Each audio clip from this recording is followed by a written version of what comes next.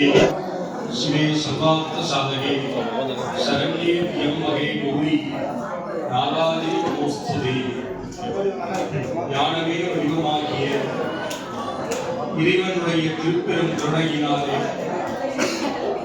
பூலோகத்திலே நமக்கெல்லாம் மனித பிறப்பை கொடுத்து இறை வழிபாடு என்று சொல்லக்கூடிய உன்னத பேராற்றலை வழிநடத்தக்கூடிய ஆற்றலை கொடுத்து நமக்கெல்லாம் தாயாக அமர்ந்து அனுப்பாடித்து வருகின்ற தலையனூர் குங்காதேவியினுடைய திருவுருள் நம்முடைய கிராமத்திலே ஆலமலையம் என்று சொல்லக்கூடிய கிராமத்திலே ஸ்ரீ மாரியம்மன், ஸ்ரீ விநாயகர், ஸ்ரீ அம்மன் திருக்கோவில்கள் எல்லாம் ஜீரணோத்தார ரத்தபத்ர மகா கும்பாபிஷேகம் என்று சொல்லக்கூடிய அற்புதமான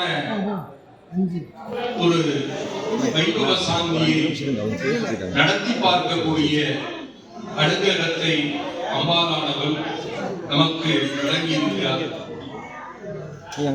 அப்படிப்பட்ட அம்பாளுடைய அனுகிரகம் பெற வேண்டும் என்று சொன்னால் அம்பாளுக்கும் ஒரு சக்தி இருக்க வேண்டும். யாதேவி சிவபூதேஷு சக்தி ரூபேண நமஸ்திதா நமஸ்தஸ்யை நமஸ்தஸ்யை நமஸ்தஸ்யை நமோ நமஹ. அம்பாளானவள் 12 ஆண்டுகளுக்கு ஒரு முறை மகா கும்பாபிஷேகம் என்று சாஸ்திர நிர்ணயம் செய்திருந்தாலும் இறைவனை தோற்றுவித்தால் அபிஷேகம் தேவையில்லை என்றும், உதாரண கஷேத்திரம் ராமேஸ்வரம், அந்த கஷேத்திரத்திலே ராமபிரான் என்று சொல்லக்கூடிய இறைவன் சிவபெருமானை தோற்றுவித்தார். அதற்கு மகா கும்பாபிஷேகமே கிடையாது என்று சாஸ்திரங்கள். அதே போன்று போகர்கள், சித்தர்கள் இவர்கள்லாம் செய்தார்கள் அப்படின்னா ஒரு யுகத்துக்கு ஒரு முறை மகா கும்பாபிஷேகம். அதற்கு உதாரண கஷேத்திரம் நாம் வழிபடக்கூடிய முருகபெருமானுடைய ஆலயம் பழனி என்று சொன்னார். போகர் என்ற சித்தரானவர் முருகபெருமானை நவபாஷாணத்தால் உருவாக்கினார். அதற்காக ஒரு யுகத்திற்கு ஒரு முறை கும்பாபிஷேகம். அடுத்ததாக மனிதனால் செய்யப்படக்கூடிய கும்பாபிஷேகம். இதனுடைய சக்தியானது 12 ஆண்டுகளுக்கு தான் இருக்கும் என்று சொல்லலாம்.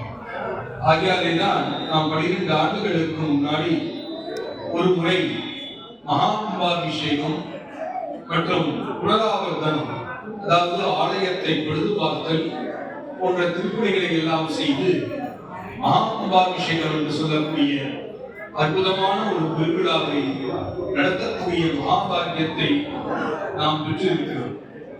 அதிலும் கூட குங்குவேலருடைய குலத்திலே தலைசிறந்த குலமாக விளங்கக்கூடிய தலையன் கூட குலப்பெருமக்களால் இந்த மகா கும்பாபிஷேகம் பெருமையுடன் நடத்தப்படுவது மிகுந்த அம்மாளுடைய கருணையாகும். அப்படிப்பட்ட வகையிலே ஒரு கும்பாபிஷேகம் என்று சொன்னால் பஞ்சபூதங்களை ஒருங்கிணைப்பது மகா கும்பாபிஷேகம் என்று பொருள். இந்த பஞ்சபூதம் என்று சொன்னால் இந்த உலகம் என்ற பிரபஞ்சத்தை இறைவன் படைக்கின்ற பொழுது எவ்வளவோ ஜீவராசிகளை படைக்கிறார், எண்ணற்ற நதிகளை படைக்கிறார், இவ்வளவோ ரிஷிகள் எல்லாம் வாழ்ந்த இந்த பூலோகம் அப்படிப்பட்ட ஒரு தெய்வீக ஆற்றல் நிறைந்த பாரத தாயை முன்னுதாரணமாக கொண்டு நடக்கக்கூடிய ஒரு நிகழ்வு. அதில் பஞ்சபூதம் என்று சொல்வது நீர், நிலம், நெருப்பு, காற்று, வான், ஆகாயம் என்று சொல்லக்கூடிய பஞ்சபூதங்கள். இந்த பஞ்சபூதங்களை நாம் எப்படி ஒருங்கிணைக்கிறோம் என்று சொன்னால் இறைவனானவன் இன்னும் வியாபித்திருக்கிறான். அதாவது வானவளாகிய இறைவன், அந்த வானவளாகிய இறைவனை இங்கு மந்திர சப்தத்தின் மூலமாக அழைக்கின்றார்கள். அது காற்று, இரண்டாவது பஞ்சபூதம். மூன்றாவது பஞ்சபூதம் அக்னி.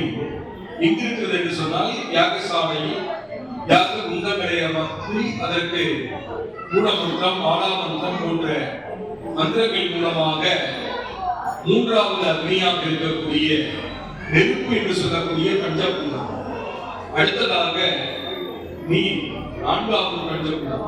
நாம் கலசத்திலே வைத்திருக்கின்ற புனித நீர், அதிலே ஆகுதி சமர்ப்பணங்களை எல்லாம் செய்கிறார்கள். அதாவது யஜ்ஞம் என்று சொன்னால் யாகம் என்று பொருள். யஜ்ஞேன யஜ்ஞமய தந்த தெய்வா என்று வேதம் சொல்லுது. அந்த வேதத்திலே அந்த யஜ்ஞத்தில் ஏற்படக்கூடிய மந்திர சக்திகளை எல்லாம் ஒருங்கிணைத்து கலசங்களிலே சமர்ப்பிக்கின்ற பொழுது அந்த நான்காவது பஞ்சபூதம் என்று சொல்லக்கூடிய நீர்நிலையிலே சக்திகள் ஏற்படுகிறது. ஐந்தாவது பஞ்சபூதம் மண், அதாவது பூமியிலே இருந்து எடுக்கப்பட்ட சிலாவிகள். அப்படிப்பட்ட அந்த மாறிய அம்பிகைக்கு நாளை அந்த புனித நீரை சமர்ப்பணம் செய்கின்ற பொழுது, அபிஷேகம் செய்கின்ற பொழுது, திருப்புட நீராட்டு என்று சொல்கின்ற பெருஞ்சாந்தி விழாவை செய்கின்ற பொழுது இந்த பஞ்சபூதங்களையும் ஒருங்கிணைத்ததாக ஏற்படுகிறது. ஒரு ஆலயம் அமைப்போமானால் நமக்கு 2 பேர் மிக சிறப்பாக அமைய முடியும். ஒன்று, ஆலயத்தை கட்டுமானம் செய்யக்கூடிய சிற்பி, அதில் இருக்கக்கூடிய தெய்வ சிலைகளை வடிக்கக்கூடிய ஸ்தபதிகள், அடுத்ததாக அந்த பிம்பங்களுக்கு உயிரூட்டக்கூடிய ஆச்சாரியர். இவர்கள் 2 பேரும் நல்ல முறையில் ஒரு ஆலயத்தை அமைந்தால் அங்கு தெய்வ சாநித்தியமும் அம்பாளுடைய அனுகிரகமும் பரிபூர்ணமாக பெறுது. அரிது அரிது மனிதராய் பிறத்தல் அரிது என்று சொல்வார்கள். அப்படிப்பட்ட நம்முடைய மனித பிறப்பிலே நமக்கு முன்னோர்கள் எல்லாம் சனாதன தர்மத்துடன் வாழ வேண்டும். சனாதன தர்மம்னா குல மரபு என்று பொருள். அவரவருடைய ஆச்சாரியம் குல மரபு பிரகாரம் இறைவனுடைய அனுகிரகத்தை பெற்று வாழ வேண்டும் என்பதற்காக நம்முடைய முன்னோர்கள் எல்லாம் ஆலயம் அமைத்து நம்முடைய வம்சாவளிகள் சிறந்து வாழ வேண்டும் என்று அருள் பேராற்றலை உருவாக்கி வைத்துள்ளார்கள். அந்த அருள் பேராற்றலையும் தெய்வ ஆலயங்களையும் புனரமைப்பதும், திருக்கும்பாபிஷேகங்களை செய்வதும், யாகங்களை நடத்துவதும் இதெல்லாம் நம்முடைய குல மரபுகள். இந்த மரபுகள் பிரகாரம் தான் எல்லா விதமான தேவதா சக்திகளையும் நாம் பெற முடியும். ஒரு ஆலயம் நன்றாக இருந்தால் அந்த கிராமம் நன்றாக இருக்கும், அந்த கிராமம் நன்றாக இருந்தால் நாடே நன்றாக இருக்கும் என்பதற்காகத்தான் கோவில் இல்லா கோயிலே குடியிருக்க வேண்டாம் என்று சொன்னார்கள். அப்படிப்பட்ட நிகழ்விலே எல்லா ஊரிலும் கிராமங்களிலும் நமக்கு முன்னோர்கள் கோவிலை கட்டி சனாதன தர்மத்தை ஏற்படுத்தினார்கள். நம்ம நெற்றியில விபூதி வைக்கிறோம், அதை யார் பார்த்து நம்ம வைக்கிறோம்னா நம்முடைய முன்னோர்கள் சொல்லிக் கொடுத்த செயல், அது சனாதன தர்மம். அதெல்லாம் கூட மரபு அப்படின்னு சொல்லக்கூடிய ஒரு அற்புதமான விழாவை, கும்பாபிஷேக பெருவிழாவை நம்முடைய கிராம மக்கள், குலத்தை சார்ந்த குல பெரியோர்களும்,